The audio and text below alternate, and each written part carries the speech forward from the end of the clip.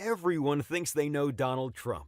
Trump, the real estate mogul. Trump, the reality TV personality. Trump, the politician.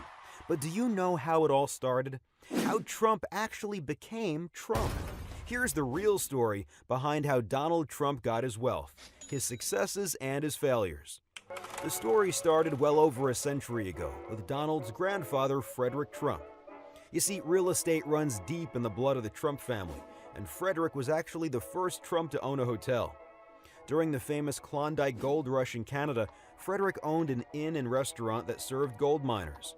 When he passed away, he left an estate worth just under $500,000 in today's dollars to his heirs.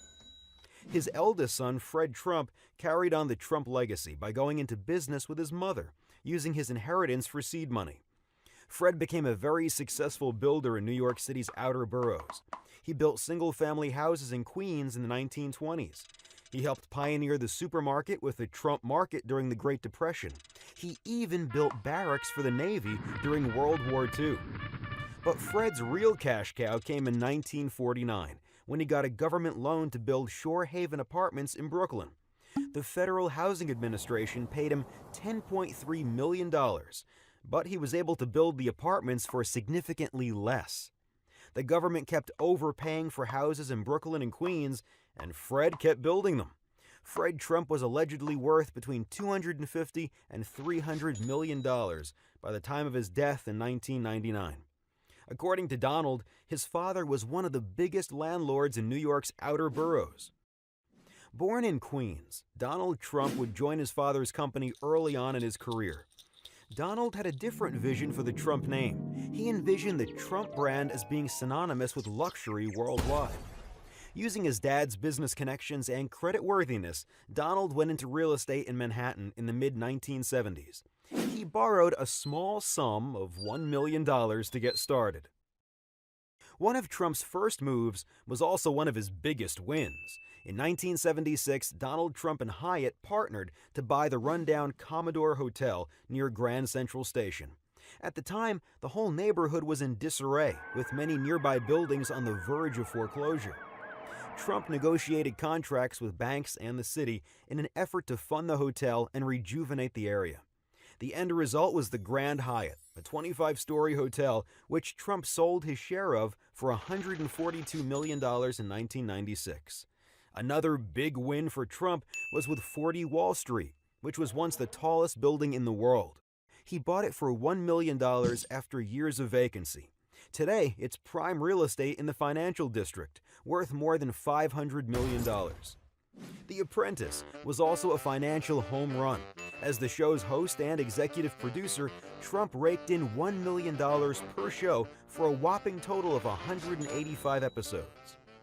But like many businessmen, Trump's career also had its share of failures. Donald's biggest failure may be his ill-fated venture into casinos in Atlantic City. The bleeding started in 1988 when he acquired the Taj Mahal Casino. Funded primarily by junk bonds, the massive casino would be $3 billion in debt within just a year of opening. Trump, who racked up $900 million in personal liabilities, had the business declare bankruptcy. To stay afloat, he ditched many personal assets, such as his airline, a 282-foot mega yacht, and half of his stake in the company. Things were dire, and Trump's dad chipped in with a $3.5 million loan in the form of casino chips to help make a debt payment. Trump's casino holding company would enter bankruptcy 2 additional times, once in 2004 after accruing $1.8 billion in debt, and again in 2009 after missing a bond payment during the financial crisis. Each time, Trump's stake in the company fell.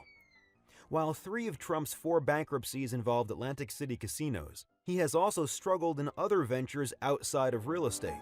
Trump Airlines, Trump Vodka, Trump the Game, Trump Magazine, Trump Steaks, and Trump University were all destined for failure. Trump Mortgages was launched in 2006, right before the real estate crash, and it also imploded. According to Trump's campaign, he is worth in excess of $10 billion. However, he has been accused of artificially inflating his net worth. Forbes and Bloomberg News both have drastically different estimates of his wealth. Using the middle-of-the-road figure from Forbes, here is how Trump's wealth breaks down. About 7% of Trump's net worth is in cash and liquid assets, such as investments. 8% is in golf courses, and 4% is in his toys, such as his helicopters, penthouse, or Boeing 757. The majority, however, is in real estate, with Manhattan properties alone making up about half of his total portfolio's value. Now that you know the real story behind Donald Trump's wealth, his successes and failures, and the help he got along the way, it's time to see how he actually did as an investor. Go to The Money Project or our YouTube channel to subscribe